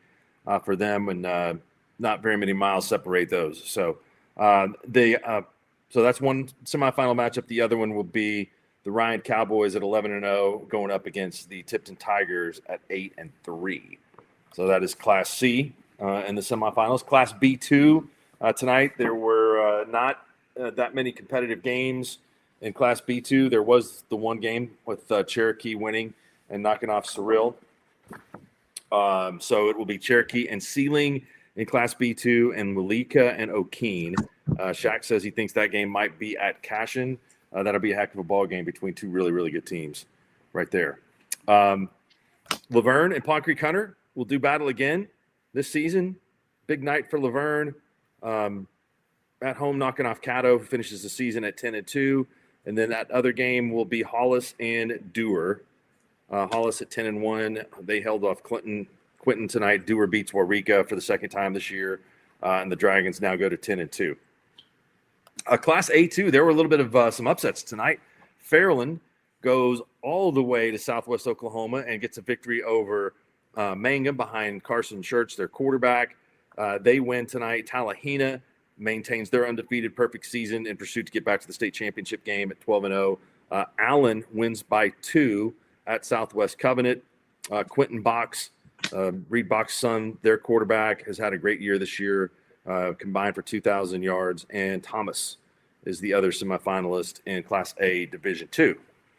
Class A Division I, we've talked about this one all season. It's the one that Shaq participated in. There's been some great teams and great games. The semifinals will be Pecola and Tonkawa there, and Pahuska and Rejoice Christian. I believe we not hear from Pecola tonight, but we heard from Tonkawa, we heard from Pahuska, and we heard from Rejoice. So all those groups checking in, and what will be a really good semifinals. Class 2A Division II, it will be Adair and Stroud. Adair perfect on the year, 12-0. Stroud did not have as much difficulty tonight with Wyandotte. They win in a big way. They'll have a big challenge from Adair coming up next week. Davis holds on to beat Salina, and Davis will take on Vian in the semifinals. That's a rematch of last year's state championship game in which Davis pulled away and won that one in the second half. So that will be a good one. Class 2A Division I, Jones wins big tonight. Jones and Marlowe. These are some of the games that we've been talking about all year that should be fantastic. Marlowe 10-1, Jones 12-0. Washington 11-1 against OCS 11-1. OCS goes on the road tonight to Tulsa and knocks off undefeated Metro Christian. Class 3A, Lincoln and Heritage Hall played the beginning of the season this year and opened it up. They will now meet again in the semifinals. It seems like those teams meet every year in that round, and we'll have a rematch. Perkins goes up against Sulphur. Perkins now 9-3. Sulphur is a perfect 12-0. Big wins tonight for Broken Bow and Tuttle. Broken Bow now 11-1, Tuttle 12-0. Those two teams will meet in the semifinals. Elgin is now 12-0, and they will take on. I didn't actually see who won this one. I can check on it. It was Cushing 49, Ardmore 43. A very young Ardmore team gives Cushing a run for their money tonight. So Cushing will get Elgin in a Tigers versus the Owls battle. Bishop McGinnis continues to roll in the playoffs. They beat Claremore tonight at Lantel Field. They're 11-1 on the season. They will get Del City. Is that right? No, MacArthur. Wow. That score certainly got away quickly. 70-49, the final. Lawton Mack knocks off Del City. So that will be a rematch of the district championship game that Mack won at McGinnis just a couple of weeks ago. So McGinnis at 11-1, Mack at 10-2. The other semifinal will be a metro area matchup. Newcastle and Carl Albert will play for the first time ever there. 6A Division II, Choctaw, Stillwater. Teams of very familiar with each other, have met many times in the playoffs. Sand Springs and Putnam City. Sand Springs trying to get back to the finals for the first time since 1997. And then it is an all-Tulsa affair in 6A Division I like we thought. It's Jinx taking on Owasso and Bixby taking on Broken Arrow. So that's the rundown of what we will see next week and then the following week. So the classes that are off next week are A, 2A, 3A, and 4A. Okay. So they all get buys. A, 2A, 3A, and 4A. Well, we will wait for those, and then those will be the teams that we have in the second week. of the championship games. Shaq and Adam, any final words tonight? No, appreciate you having me on. It's fun. Yeah, Thanks for Shaq, coming on. thanks for coming on. Yeah, it's cool appreciate it. time of the year for kids. I mean, I know I ask a lot of questions about, what do you do on Thanksgiving when you practice, but it really is. I mean, it's kind of a checklist in Oklahoma. If you're practicing on Thanksgiving, then you've done something really well, and you've had a really good football season. So hopefully all these communities and kids and coaches, they don't take it for granted, and they do soak it in, because it's definitely a memory that a lot of kids in Oklahoma don't get to make. I would just say, Mark, to finish it off tonight, it's, football, Oklahoma football never disappoints. I think every year it's watching these playoffs and watching these teams compete against each other. It's always so much fun. I always have some surprising games, and then kind of the typical traditional teams that kind of keep their reign at the top. And it's always a joy to watch all that. But just want to say thanks to Coach Shaq and you for jumping on and making the show so great. I do want to pat myself on the back for my production skills. I feel like they're definitely above average. You get the StreamYard merit badge. And then the ooey gooey pie, I still have one bite of that left. So I will be finishing the ooey gooey pie. You're going to have another slice. I think I probably will. So, but Mark, really thanks. good in the morning with some coffee. Oh, I know. We got to get up early too, because we're headed to Norman early in the morning. So we'll see you down here. You be there. And Mark, are we going to try to do this again next week, you think? Sure. It sounds good to me. I'll do it too. I think if Shaq has a game at his place, we could probably find a crew to go over there and do that. But I think I've enjoyed doing this. I have a lot of fun doing it. And I think it seems like a lot of people across the state are enjoying it also. Well, and we definitely want to say thank you to everybody for coming on. I mean, and I know that it takes time from everybody's trying to get home, and it takes a little effort. So we really appreciate everybody having fun with us and hopping on here. So it's been good for me too. So boys, I'll sign us off. Thanks, Adam, for having me. I appreciate it, and look forward to a bunch more great football action down the road. Everybody have a good night.